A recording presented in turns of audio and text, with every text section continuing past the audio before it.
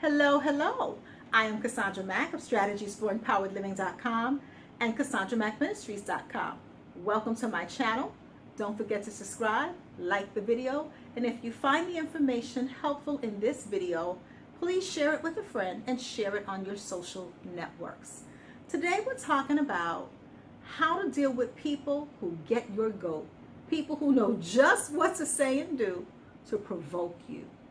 There is always that one person on your job, in your social network, within your family, even at your church, who knows just what to say and do to take you to your crazy place, to take you to that place where you don't even recognize yourself because you are behaving in a way that you know is toxic.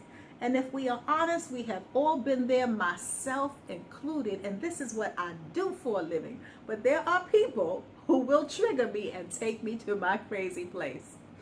And so the thing is, the more that we're trying to move forward towards your goals and your dreams, and you're trying to evolve into a better version of yourself, and you're putting in your work to show up for life from your healthy and well place, the less time and energy you have to get caught up in other people's agendas, even if you have someone that you know is gunning for you, or someone who just doesn't have good people skills, someone who woke up on the wrong side of the bed, or people who are just nasty for no reason and have no qualms about treating people with hostility. It's hard dealing with people like that, or people who hit below the belt.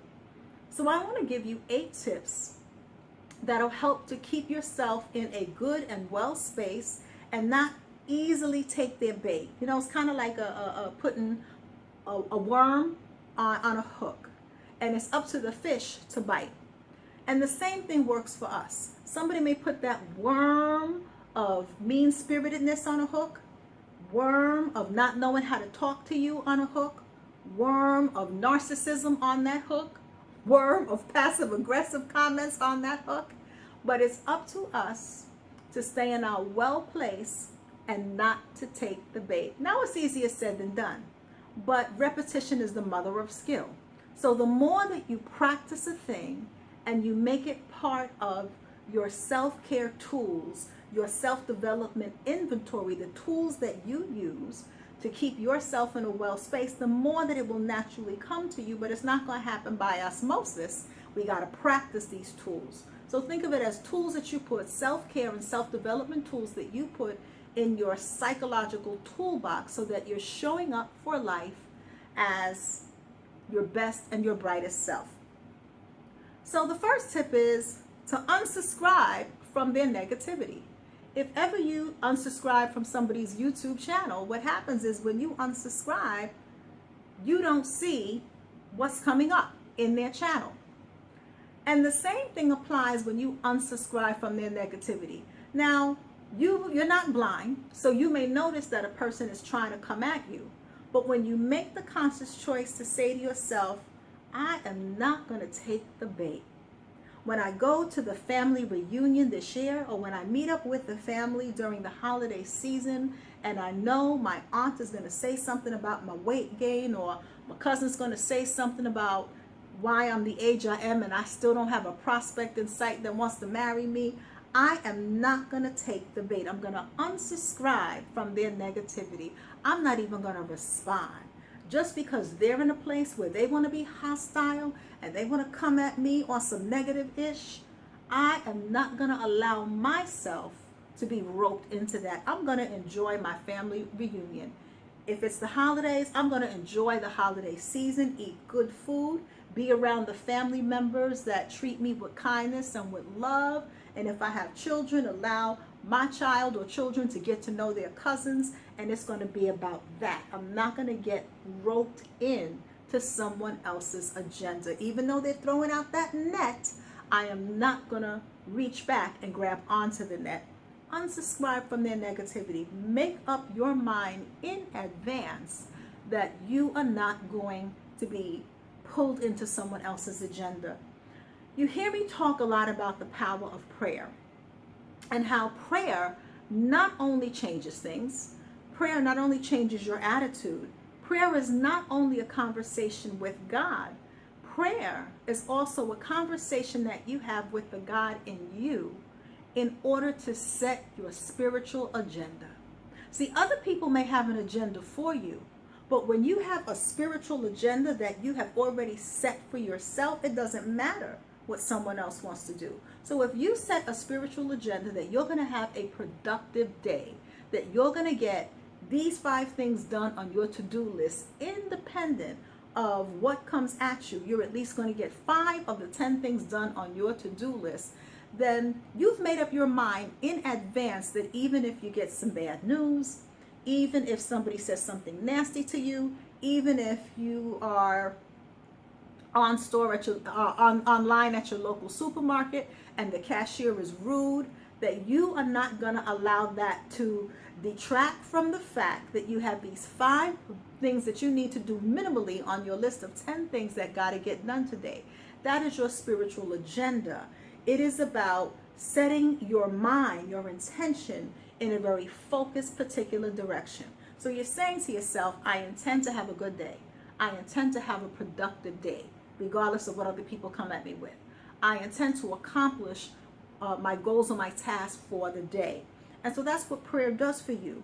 And so that's one of the ways that you can unsubscribe from other people's negativity, by getting yourself in a well and focused space so that you will feel the sting, but you won't be as deeply impacted. I like to think of prayer as your bulletproof vest in the spirit. So somebody may take a shot at you, right? Ouch, it hurts, you were shot at, but it didn't penetrate you. It didn't penetrate you because you're wearing your bulletproof vest in the spirit. You're shielded with prayer. You set your agenda for the day. It's kind of like you're dropping the ball on their negativity and letting them play alone. So if this pillow was a ball, right, and I decide, and this pillow belonged to somebody who was coming at me with negativity, but it's not my ball, it's the person's ball who's coming at me with negativity, and I drop the ball, I'm making a very conscious choice that I'm going to let them play alone, or they're going to have to find somebody else to play with. But I don't want to play with you. I don't want to play with you. And sometimes you got to say to yourself or the person, I don't want to play with you. I am not going to play your toxic game. I am not going to play your envious game. I am not going to play your game of insults. I'm not even going to respond back with an insult, because if I respond back, guess what I did? Guess what I did? I'm holding on to the ball, right? You threw the ball at me, which is the insult. I caught that insult, right? Because we're not stupid. You catch it when someone's trying to come at you.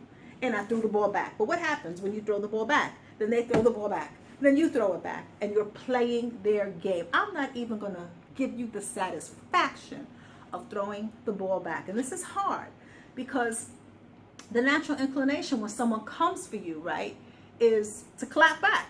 That's the natural inclination. Somebody's sarcastic or they come at you with negativity, that's the natural inclination, is to be tit for tat. However, when you make a decision to let them play alone, to drop the ball completely, like I'm not even going to touch that. You could go over there and play by yourself. Go in the corner somewhere because you're acting like a child. You're making the conscious decision that you don't get to move me emotionally. You don't get to move me emotionally no matter what it is they say, whether they talk about your appearance, whether they talk about your social status, your money. They don't get to trigger an emotional response in you. Don't let them have that. Second thing you can do is learn to be okay with not being liked by some people. Sometimes a person will try to provoke you and they'll come at you with negativity because they're trying to manipulate you into doing something that you don't want to do. And when they can't get that thing out of you that they want, be it maybe they asked you for money and you said no, or they asked you to do a favor, and for whatever reason the thing that they asked you to do doesn't feel right for your boundaries, so you chose to say no, and as a result they're coming at you trying to get a rise out of you and provoke you because they're resentful of the fact that you set a clear and a firm boundary and you said no. Learn to be okay with not being liked by people. So you may have someone that says, you are so selfish. Everybody in the family talks about how selfish you are. You are so selfish. No wonder why, no one likes you. And you be like, whoo, that's a lot to take.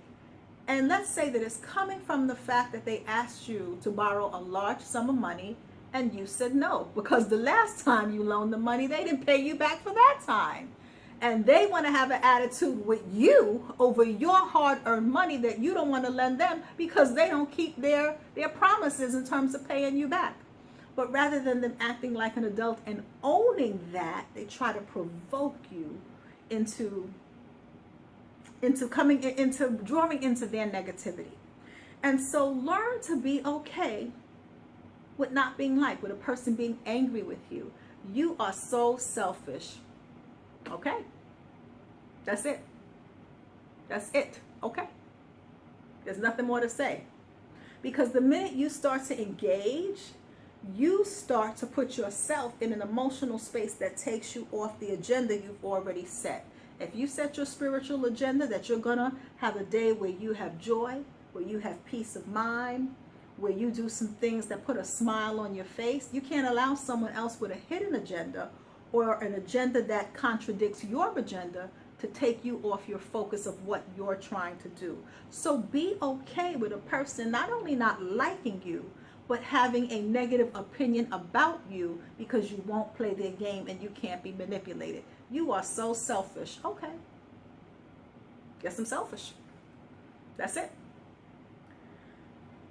Define your boundaries. This is the third thing you can do so that you can become comfortable saying no to things that don't feel like they're in alignment with your integrity. A lot of times we'll get roped into someone else's negativity because we're on the fence when it comes to saying no. We're not comfortable saying no. And what happens is you allow yourself to be manipulated, and then the individual becomes upset with you because they're not getting the reaction from you, the response from you that they want, or they're not getting the favor or the thing that they want from you. But when you have predetermined boundaries, which really come from your values, the clearer you are about your values, the easier it is to set boundaries. But a lot of times when we have difficulty setting boundaries, and I'm going to do a whole nother video on this, it's because we're not clear about what our values are. So what are your values? What are the things that are most important to you? Take a moment and write that down.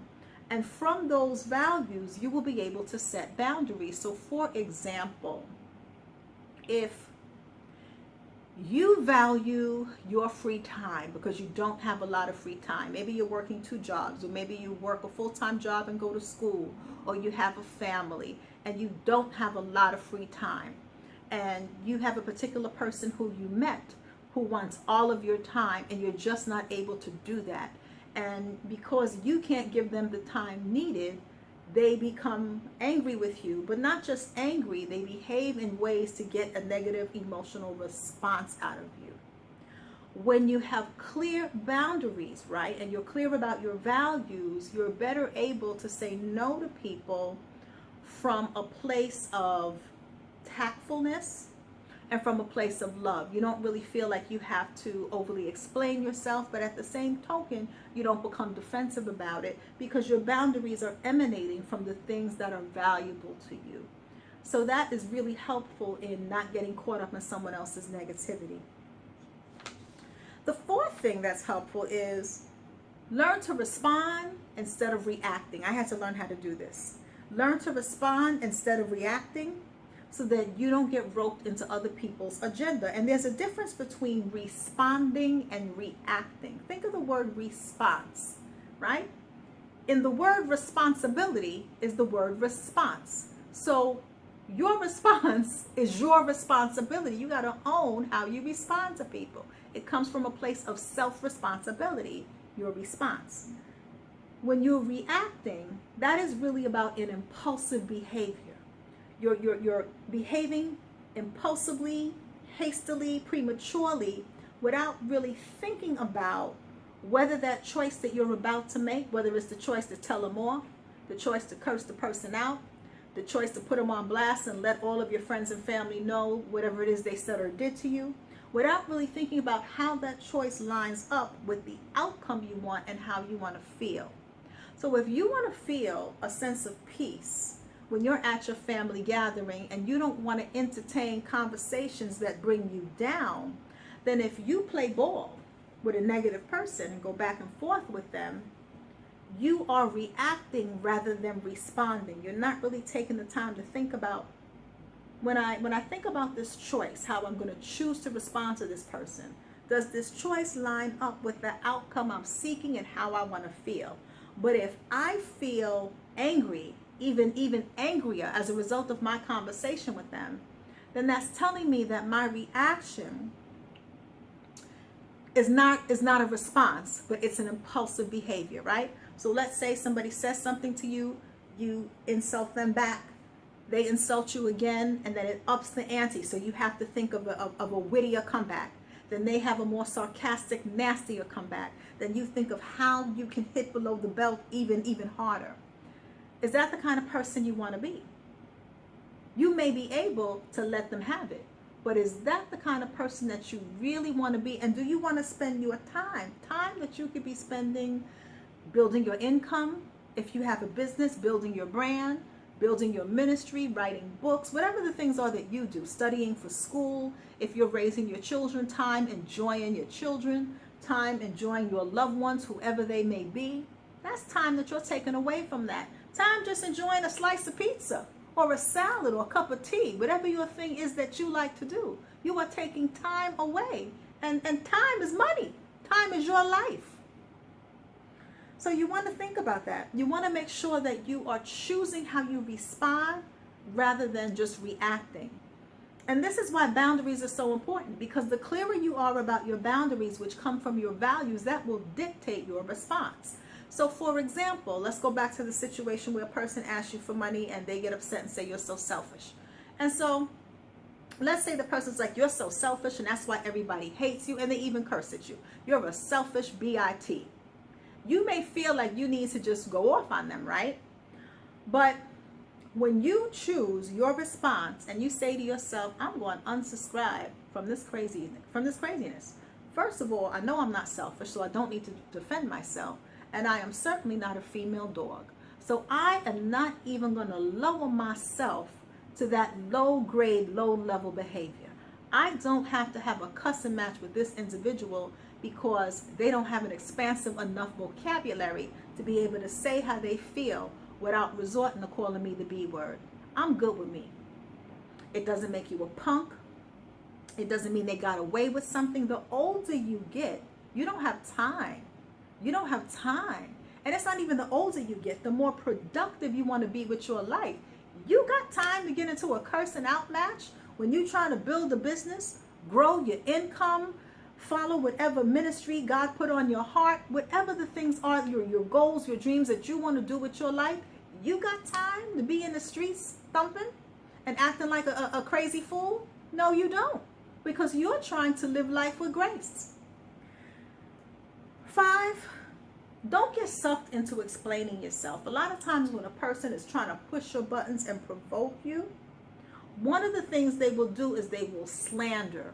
They'll slander you to your face. And slandering, people tend to think that slandering is limited to gossip. It is a form of gossip, but it is not the same as gossip. Slandering is really about saying something that is untrue, because gossip can be true, but a person's just spreading it. Slandering is about saying something that is untrue with the intent of harming a person's character, destroying a person's character, destroying a person's integrity.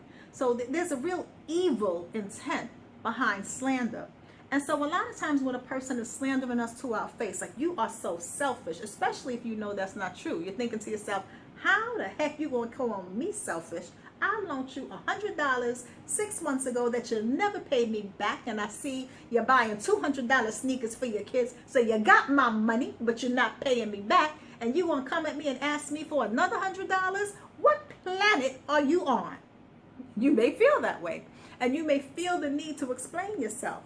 But when you're dealing with a person who is intent on taking you out of character and provoking you, they are hedging their bets on the fact that you're going to explain yourself, because it is hard not to want to state your case and clear up your name as it relates to slander. It's hard not to do that. What do you mean I'm selfish? I'm not selfish. Remember when I did this? Remember when I did that? Remember when I did this?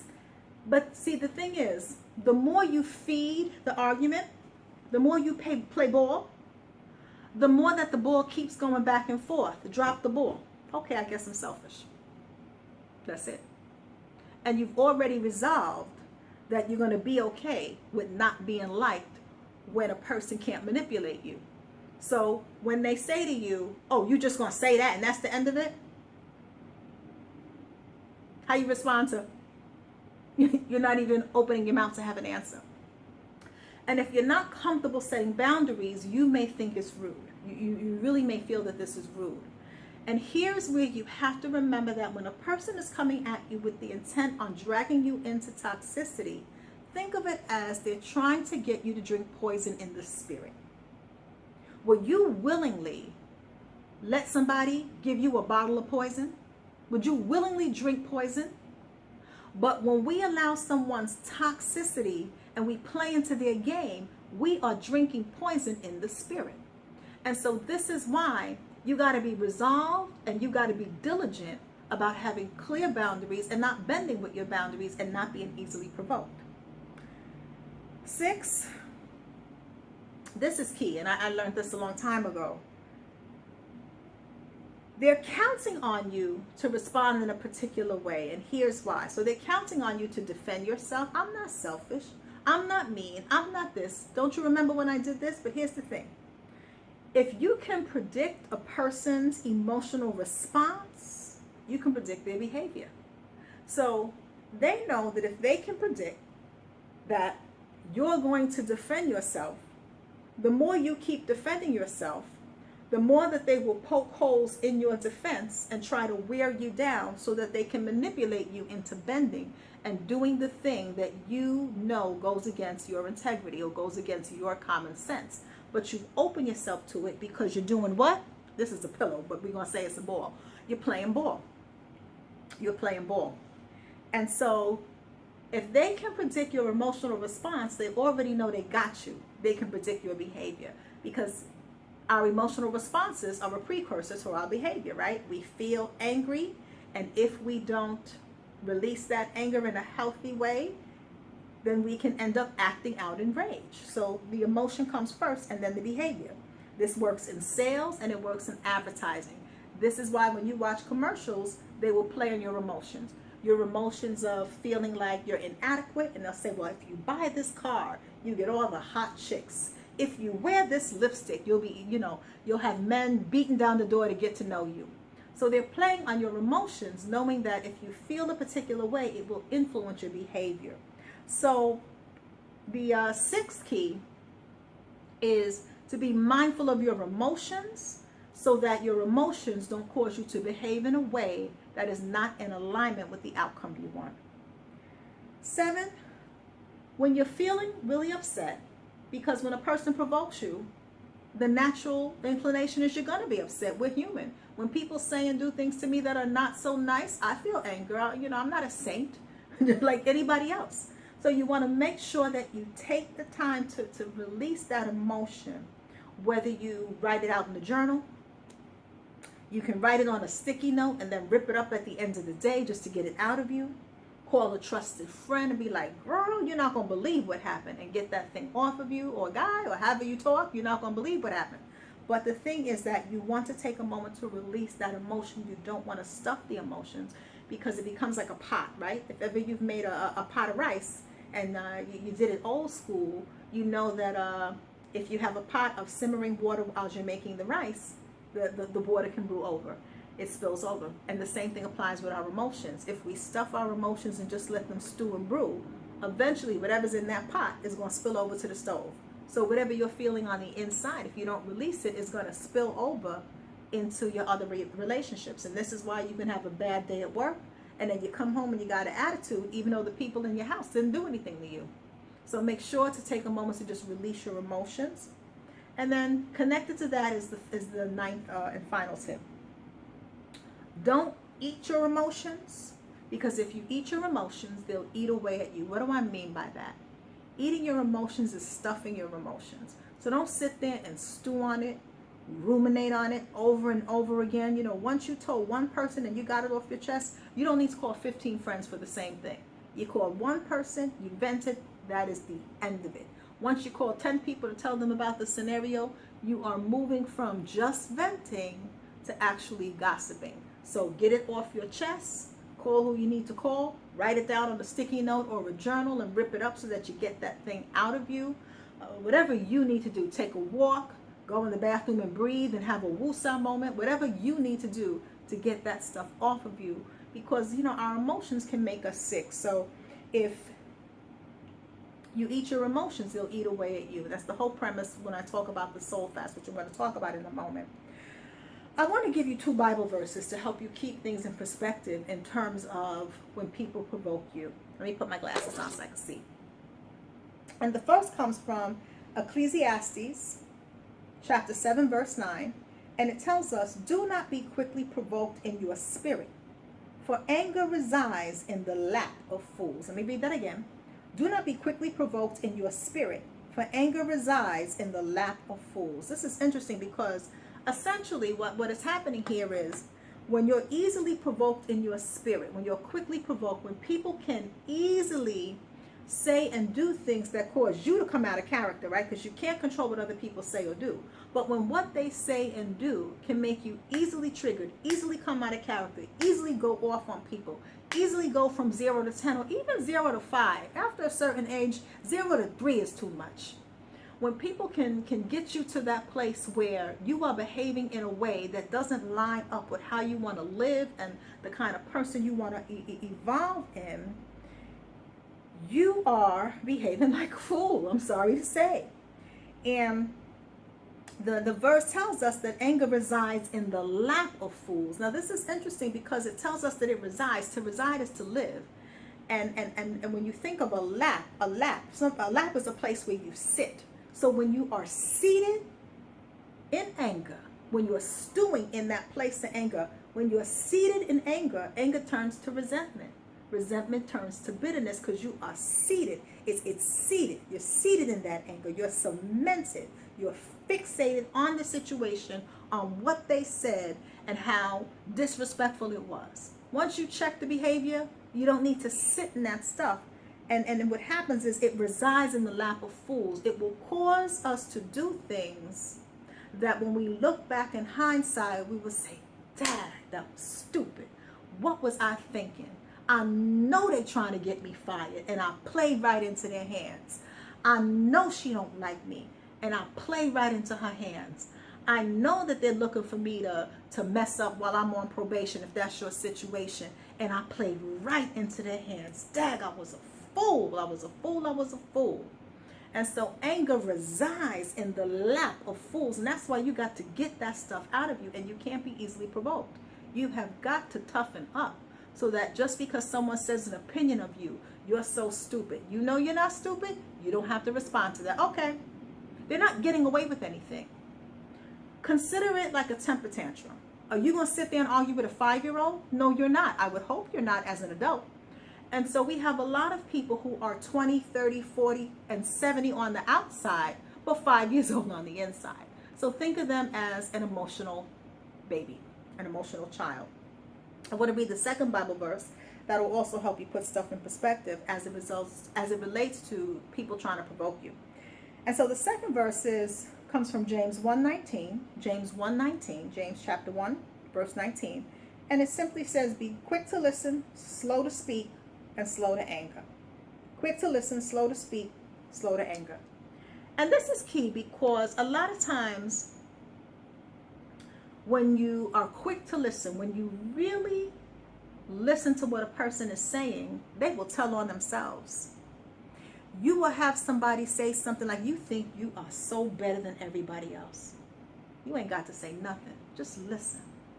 They are telling you how they really see you. They're telling you where they are with you emotionally. You don't have to say nothing. You don't have to defend yourself. Just listen. Be quick to listen.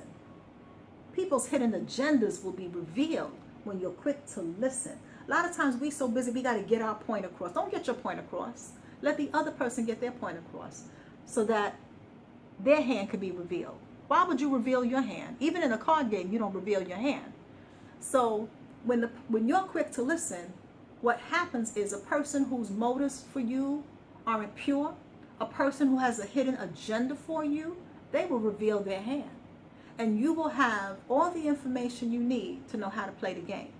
But when you got to say something, when you got to defend yourself, you're not being quick to listen. You can't really see where they're coming from. And if you have people in your camp who are not really for you, you want that information revealed. But it can't be revealed unless you listen. But it also says, be slow to speak. Don't defend yourself. Don't say a whole lot. Just hear them out. Hear them out. It's interesting because in police interrogations, the whole goal is for the suspect to do most of the talking. And police officers are trained in this. And they're trained in being slow to speak and quick to listen, because they know that if they don't say a whole lot and they let the suspect talk, if the suspect is truly guilty, they will slip up and tell on themselves. Same thing applies. And then be slow to anger.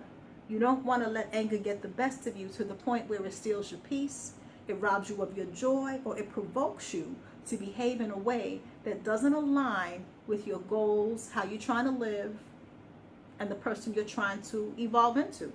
So with that being said, I want to share a resource that'll help you if that is the case. See, I got my shirt on today for this video, and my shirt says, "My emotions are not the boss of me." That's what the shirt says. And anyone who comes on the Sunday morning hour power prayer call, you know that that's my catchphrase. My emotions are not the boss of me. Your emotions are not the boss of you. You are the driver of your life. And so if you need a little help to just kind of get yourself in a well place, a place where you can kind of detox from negative emotions, negative thinking, let me recommend the Soul Fast Workbook. This is a 40-day detoxification program. It's a spiritual detox to help you detox from thoughts that are toxic, emotions that undermine your success, that provoke you into a place that doesn't align with who you want to be, to detox from choices that are counterproductive, and even from relationships that drain the life out of you. And so what it does, it takes you through a 40-day program to be able to just kind of take some time and do that. And people are using this book in a number of ways. So it's a 40-day detox, but it is divided into 4 sections. There's 10 days to work on your thoughts, 10 days to detox from your emotions, 10 days to detox from toxic choices, and then 10 days to detox from negative relationships. And if you can't detox from the relationship, let's say it's a negative boss, to detox from your part in the negative dynamic so that you're able to deal with that person in a healthier way. But there are people who do it in 10-day increments. They take 10 days to just deal with their thoughts. In about a month or 2, I'll pick it up again. And then they do another 10 days. And then in a couple of weeks, they pick it up again to do another 10 days just on choices. So where 40 days feels like a lot, you can do a mini soul fast by just working on one section of the book at a time. This is what it looks like. And it is available at Amazon.com. And I actually have a whole YouTube series where I guide you through 10 days of detoxing from toxic thoughts. The playlist is called the Soul Fast 10-Day Mental Detox. So if you look that up, you'll see that I take you through 10 days, 10 videos of detoxing from common negative thoughts that just kind of, erode our peace of mind. So I lead you through the process in the 10-day challenge, and it goes right along with the book. 2 quick announcements. As you know, every Sunday, for those of you who regularly come to the channel, I do a church by phone service. So it's live by phone. If you have a phone, you can come to church. It's called the Sunday Morning Hour of Power. It happens every Sunday at 8:45 a.m. Eastern Standard Time, where people from all around the country join in by phone to worship, fellowship, and at the very end, we open up the phone lines for your prayer requests. So if there's something that's weighing on you heavily and you want us to pray for you as a community, we can do that. And we have people who call from all around the country. So if you don't get in the first time, because there's hundreds of people on the line, so we may not get you in this time, they keep calling back. Eventually we will get you in. And if you're in the New York City area, if you are a woman in the New York City area or surrounding area, Philadelphia, Delaware, Connecticut, On Saturday, September 29th, the last Saturday in September, September 29th, 2018, I am having my 5th annual Grab a Girlfriend and Take Time for Yourself walk, which is a 1-mile walk where women come together in sisterhood to relax, relate, release, and to reshift some things in our lives. It's happening in Manhattan, New York City, and we're going to have a great time. So I would love for you to come out to the walk. Tickets are required. You can get your tickets at grabagirlfriendandgo.com, grabagirlfriendandgo.com. And if you're able to, I would love to meet you at the walk. And if you don't have a girlfriend to come with you, you can come alone. You're going to be surrounded by positive, like-minded women who will be walking together for their own self-care, their goals and their dreams. And for the Sunday morning hour of power, you will see the flyer at the very end that has the telephone number and the access code so that you can join in on Sundays at 8:45 a.m. Always remember, you hold the pen that writes the chapters of your life. Make your story an amazing one. I'll talk to you soon. Bye-bye.